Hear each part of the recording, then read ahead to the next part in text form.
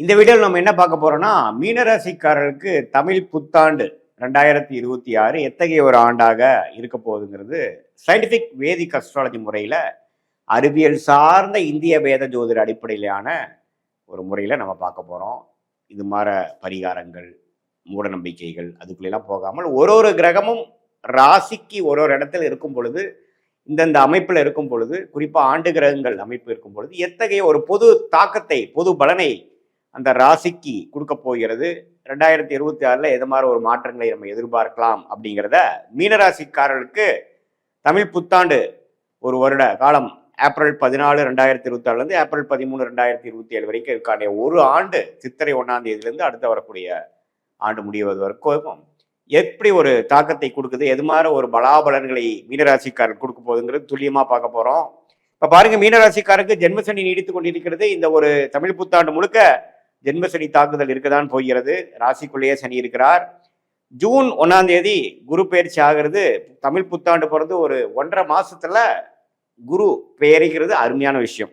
என்ன ஆகுது, தொழிலில் ஃபுல்லா ஃபோக்கஸ் பண்ணிட்டு இருந்த மீனராசிக்காரங்கள் 5ஆம் இடத்துக்கு குரு மாறுவது ராசியை குரு பார்த்து ஜென்மசனி தாக்குதலை குறைக்குது, பிரச்சனையை கொஞ்சம் தீக்குது. இதுவரை நம்ம என்னடா பண்ண போறோம், அடுத்தது நம்ம எப்படிதான் பண்ணி மீள போறோம், சில விஷயத்துக்கெல்லாம் நமக்கு ஆன்சரே தெரியலையே, சொல்யூஷனே கண்ணுக்கு தெரிய மாட்டேங்குதே அப்படின்னு இருக்கக்கூடிய வியாபாரிகளா இருந்தாலும் சரி, தொழிலதிபர்களா இருந்தாலும் சரி, பெரிய முதலீட்டாளர்களா இருந்தாலும் சரி, வேலையில இருக்கிறவங்களா இருந்தாலும் சரி, மாணவர்களா இருந்தாலும் சரி, இல்லத்தரசிகளா இருந்தாலும் சரி, சில விஷயங்களுக்கு ஒரு சொல்யூஷன், கிளாரிட்டி கிடைக்கக்கூடிய அமைப்பு ஜூன் 2026 புத்தாண்டு பிறந்து ஒரு 1.5 மாசத்துல இருந்தே உங்களுக்கு ஸ்லோவா உச்சகுருவின் பார்வை ராசி மேல விழுகும் பொழுது, அந்த சனி குருவின் பார்வை பெறும் பொழுது அதோட கோர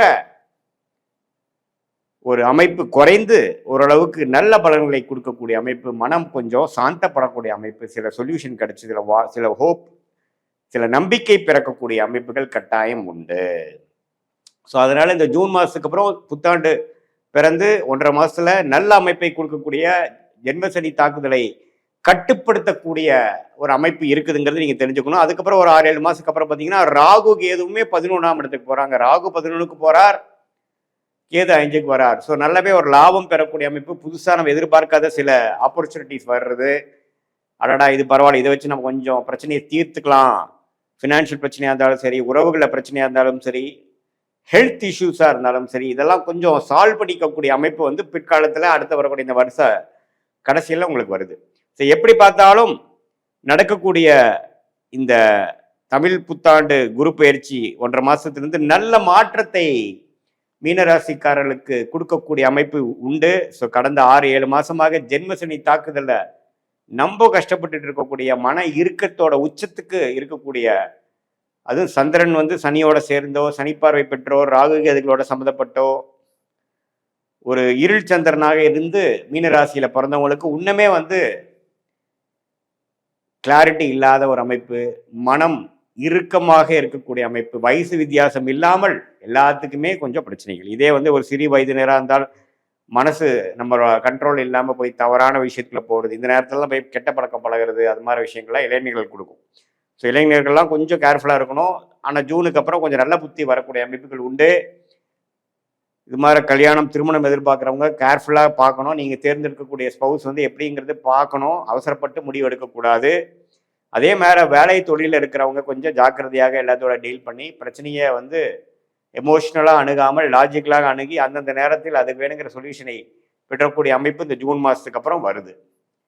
ஸோ ஜென்மசனியால் பாதிக்கப்பட்ட மீனராசிக்காரர்களுக்கு நல்ல ஒரு அமைப்பு. ராகுவும் 12ஆம் இடத்திலிருந்து விரயத்தை கொடுத்துட்டு இருந்து எந்த ஒரு பிரயோஜனம் இல்லாமல் இருந்த ராகு 11ஆம் இடம் என்ற லாபஸ்தானத்துக்கு போய் குருவின் பார்வை பெறுகிறார். இதெல்லாம் ஒரு அற்புதமான ஒரு மாற்றத்தை கொடுக்கக்கூடிய ஒரு ஆண்டாக மீனராசிக்காரங்கள் ஜென்மசனியை தாக்குதலிருந்து மீண்டு வரக்கூடிய ஒரு ஆண்டாக இருக்குதுங்க. ஸோ இதை வைத்து நீங்கள் கொஞ்சம் ஓரளவுக்கு பிரச்சனையிலேருந்து உயர்வை நோக்கி நீங்கள் போகக்கூடிய அமைப்பாக யூஸ் பண்ணிக்கணும். ஜூன் மாதத்துக்கு அப்புறம் நல்ல பலன்கள் உண்டு.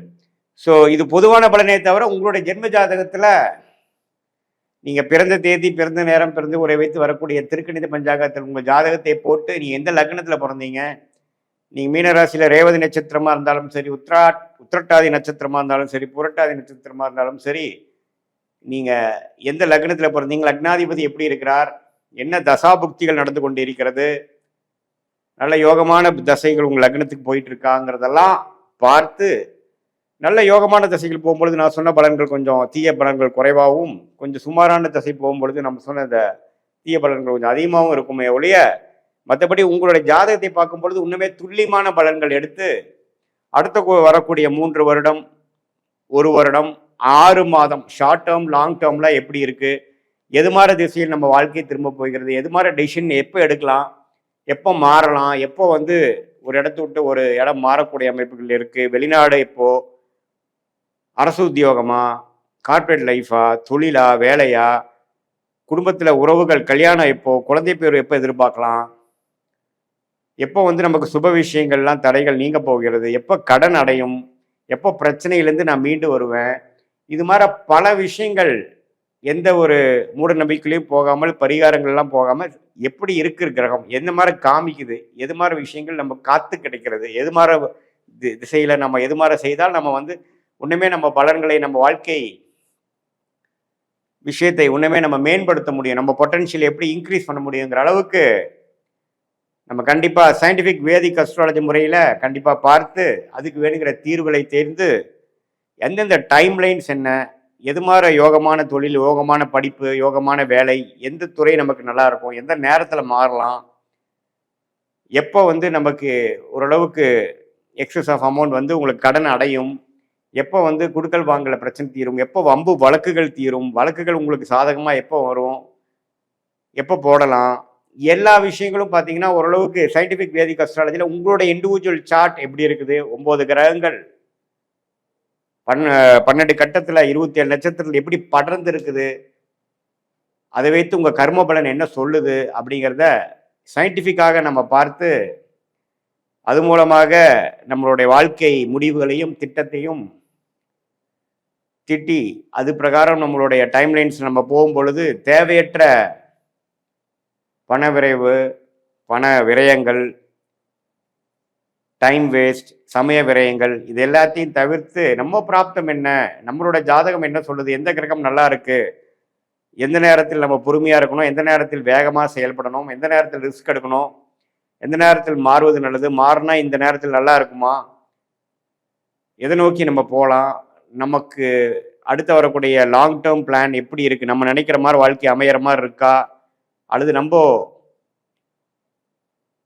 ரிஸ்க் எடுத்து நம்ம மாட்டிக்கூடாதா அப்படிங்கிறத எந்த விதத்திலையும் மூட நம்பிக்கையில் போகாமல் துல்லியமான பலன்கள் நம்ம கிரகம் எந்த அமைப்புல இருக்கு, திக்பலம், ஸ்தானபலம், திருப்பலம் பொறுத்து உங்க கர்மா எப்படி செயல்படுங்கிறத துல்லியமாக பார்த்து அது மூலமாக நல்ல கிளாரிட்டி பெற்று வாழ்க்கையில் தேவையற்ற விஷயங்களை தவிர்த்து நேர்முகமாக போய் எந்த ஒரு எதிர்மறையான ஒரு எண்ணங்களை போகாமல் வாழ்க்கையில் எளிதில் வெற்றி பெற முடியும் என்று சொல்ல விரும்புகிறேன்.